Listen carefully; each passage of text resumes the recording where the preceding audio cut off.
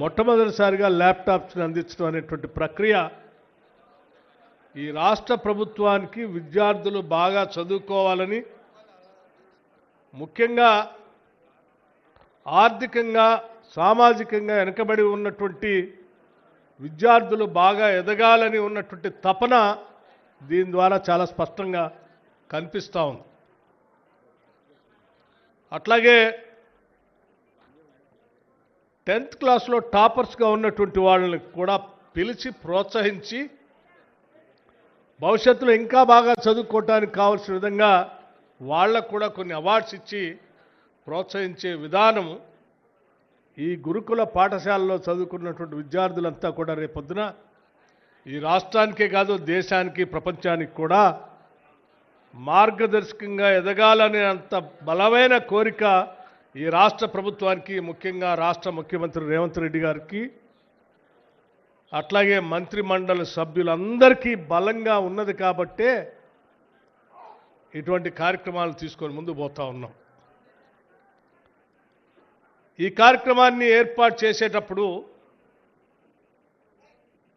ఈరోజు మన రాష్ట్ర ప్రభుత్వం అధికారంలోకి వచ్చిన తర్వాత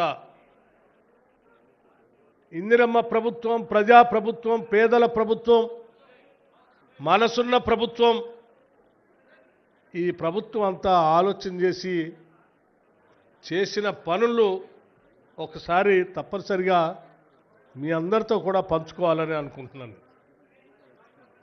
బహుశా నాకు తెలిసి రాష్ట్ర ప్రభుత్వ చరిత్రలో కానీ, ఉమ్మడి రాష్ట్ర ప్రభుత్వ చరిత్రలో కానీ ఎస్సీ ఎస్టీ సబ్ ప్లాన్కు సంబంధించి తూచా తప్పకుండా నిధుల్ని కేటాయించడమే కాదు, ఖర్చు చేయటానికి కూడా ఆలోచన చేసినటువంటి ప్రభుత్వం ఇంతవరకు లేదు. కేవలం రేవంత్ రెడ్డి గారి నాయకత్వంలో ఉన్నటువంటి తెలంగాణ ఈరోజు ఈ ప్రభుత్వం తప్ప. ఎందుకనంటే నేను ఉప ముఖ్యమంత్రిగా ఆర్థిక శాఖ చూస్తున్నటువంటి వ్యక్తిగా చెప్తా ఉన్నాను. గత 10 సంవత్సరాలు శాసనసభలో సిఎల్పి నాయకుడిగా, ప్రధాన ప్రతిపక్షలో కూర్చున్నటువంటి వ్యక్తిగా ప్రతి బడ్జెట్ మీద నేను మాట్లాడాను. ఆ లెక్కలన్నీ తెలుసు నాకు. అంతకుముందు ఉమ్మడి రాష్ట్రంలో కూడా ఈ SC sub plan, ST sub plan తీసుకొచ్చినటువంటి కార్యక్రమంలో భాగంలో కూడా ఆనాటి కాంగ్రెస్ ప్రభుత్వం చట్టం తీసుకుని వచ్చిన తర్వాత ఆనాడు దామోదర్ రాజనరసింహ గారి నాయకత్వంలో ఆనాటి కాంగ్రెస్ ప్రభుత్వం ఒక చట్టం ఏర్పాటు చేయడానికి వేయటం, వారిచ్చినటువంటి సూచనలు శాసనసభలో ఆనాడు నేను డిప్యూటీ స్పీకర్గా చట్టాన్ని పాస్ చేసినటువంటి వ్యక్తిగా ఆనాటి నుంచి ఈనాటి వరకు చూస్తూ ఉన్నాను. మధ్యలో సరే రాష్ట్ర ఉద్యమాల సందర్భంగా దాన్ని ఆనాటి ఉమ్మడి ప్రభుత్వంలో కొద్దిగా గొప్ప అమలు చేశారు. కానీ రాష్ట్ర విభజన జరిగిన తర్వాత 10 సంవత్సరాలు టీఆర్ఎస్ ప్రభుత్వంలో ఈ సబ్ ప్లాన్కి సంబంధించిన నిధుల్ని పూర్తిగా గాలికి వదిలేసి ఈ వర్గాల్ని మాయలో భ్రమల్లో పెట్టి బతికారు తప్ప ఏమీ చేయలేదు. రాష్ట్ర బడ్జెట్లో దాదాపు 40,232 కోట్ల రూపాయలు ఎస్సీ సబ్ ప్లాన్ కింద ఈ సంవత్సరం బడ్జెట్లో కేటాయించడం అనేది మామూలు విషయం కాదు. ఇది అంతేకాదు, గత ప్రభుత్వాల హయాంలో రూపాయి ఖర్చు పెట్టకపోతే దాన్ని క్యారీ ఫార్వర్డ్ చేయమని చట్టం చెప్తుంటే కూడా చేయలే. కానీ మన ప్రభుత్వం, మన ముఖ్యమంత్రి, మన మంత్రిమండలి కుదరదు, మనం తప్పనిసరిగా అమలు చేయాల్సిందే అని చెప్పి గత ప్రభుత్వంలో మిగిలిపోయి ఉన్నటువంటి 13,223 కోట్ల రూపాయలు కూడా క్యారీ ఫార్వర్డ్ చేసి ఈ రాష్ట్రం ఈ సంవత్సర బడ్జెట్లో కూడా దాన్ని అలాట్ చేసి ఈరోజు మనం ముందుకు పోతా ఉన్నాం. వదిలిపెట్టలే డబ్బులు.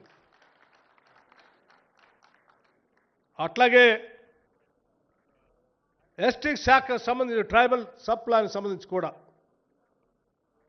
17,169 కోట్ల రూపాయలు ట్రైబల్ సంక్షేమం కోసం ఈ రాష్ట్ర ప్రభుత్వం ఈ బడ్జెట్లో ఈ సంవత్సరం కేటాయించింది.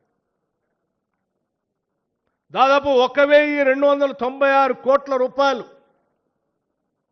ఖర్చు కానటువంటి ట్రైబల్ సప్లానికి సంబంధించిన నిధుల్ని వదిలేయకుండా క్యారీ ఫార్వర్డ్ చేసి ఈ రాష్ట్రం ఈ సంవత్సర బడ్జెట్లో కూడా మన ప్రభుత్వం ఇందిరమ్మ ప్రభుత్వం దాంట్లో కేటాయించి ముందుకు తీసుకొని పోతున్నాం.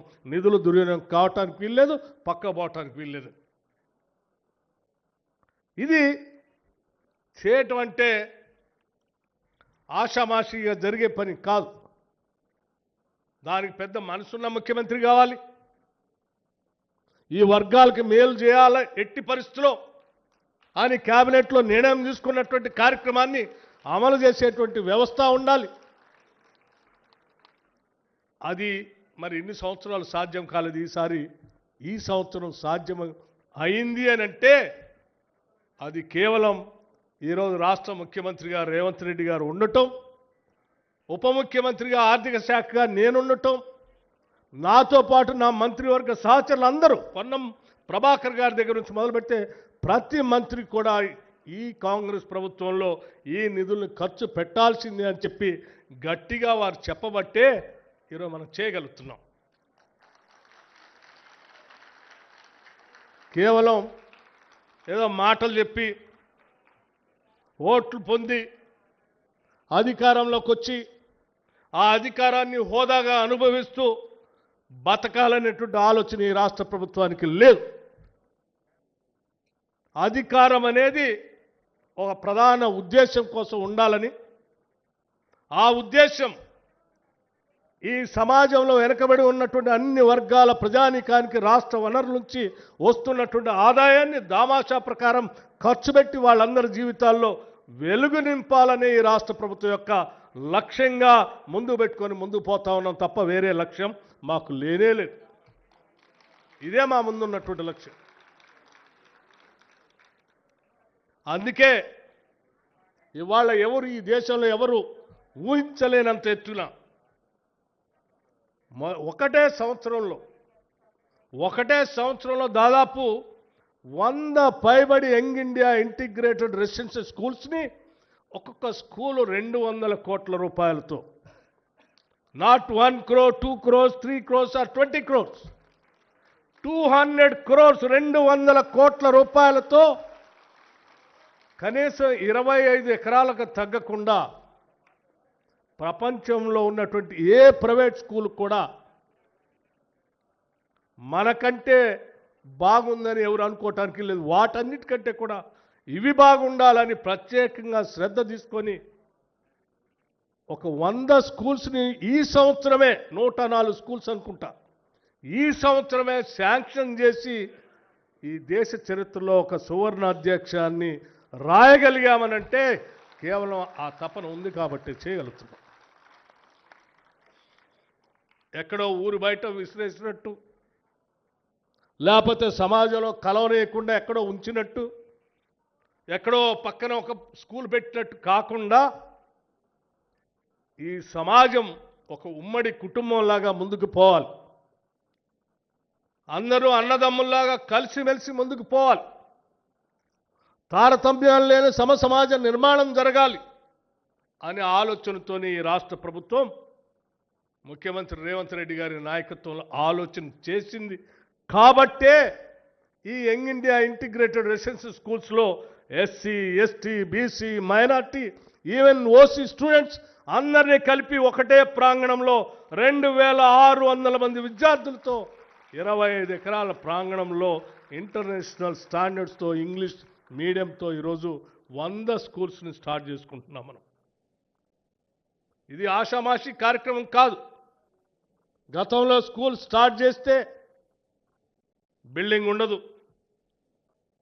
స్కూల్ స్టార్ట్ చేస్తే ఎక్కడో కళ్యాణ మండపంలోనో, లేకపోతే వాళ్ళు బంద్ చేసినటువంటి పాఠశాల సంబంధించిన ప్రాంగణాల్లోనూ, లేకపోతే వాళ్ళ పనికి వచ్చేటువంటి ఆ రైస్ మిల్స్ లాంటి దాంట్లోనూ అరకొర సదుపాయాలతో అదే గదిలో పడుకోవటం, అదే గదిలో పాఠాలు చెప్పటం, అదే గదిలో తినటం, అనేక ఇబ్బందులు ఉన్నటువంటి రెసిడెన్షియల్ స్కూల్స్ ఇట్లా ఉండటానికి వీల్లేదని చెప్పి అత్యున్నతమైనటువంటి ప్రమాణాలతో ఈరోజు యంగ్ ఇండియా రెసిడెన్షియల్ స్కూల్స్ని శాంక్షన్ చేసుకోవటం కాకుండా ఇవాళ వాటన్నిటికీ టెండర్స్ కూడా పిలిచి పెద్ద ఎత్తున అత్యంత ప్రాధాన్యత రంగంగా ముందుకు తీసుకొని పోయే కార్యక్రమం జరుగుతూ ఉందనంటే రేపు పొద్దున ఈ పాఠశాలలో చదివేటువంటి విద్యార్థులు ఈ రాష్ట్రానికే కాదు దేశంలో కూడా అత్యున్నతమైనటువంటి విద్యార్థులుగా ఎదుగుతారని చెప్పడానికి నాకు ఎటువంటి సందేహం లేదు.